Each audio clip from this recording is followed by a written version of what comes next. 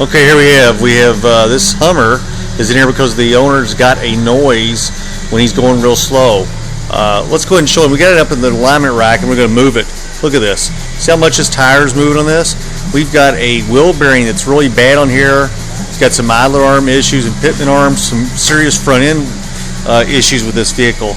Let's go to the passenger side. That was the driver's side tire. Now let's go to the passenger side and we'll take a look at it. This one has some of the same issues.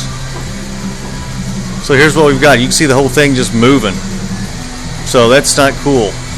We'll go ahead and put some estimates together for this customer. But this vehicle definitely is not safe to drive in this condition.